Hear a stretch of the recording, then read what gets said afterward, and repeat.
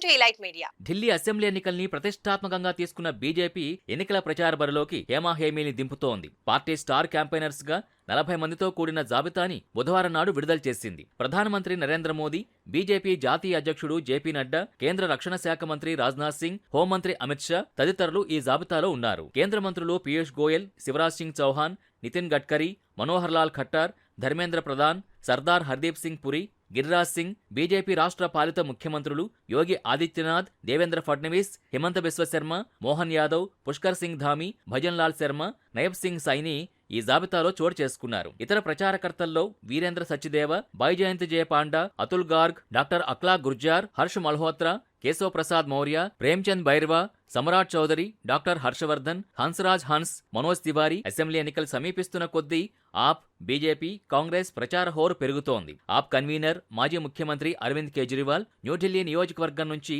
బుధవారం నాడు నామినేషన్ వేశారు. ఆయనపై బీజేపీ అభ్యర్థిగా పర్వేష్ వర్మ, కాంగ్రెస్ నేత సందీప్ దీక్షిత్ పోటీ పడుతున్నారు. ఆప్ ముందుగానే 70 అసెంబ్లీ స్థానాలకి పోటీ చేసే అభ్యర్థుల జాబితాని విడుదల చేయగా బీజేపీ 59 సీట్లకి అభ్యర్థుల్ని ప్రకటించింది. జనవరి 17వ తేదీతో నామినేషన్ల గడువు ముగియనుండగా ఫిబ్రవరి 5న పోలింగ్ జరగనుంది. ఫిబ్రవరి 8న ఫలితాలు వెలువడతాయి.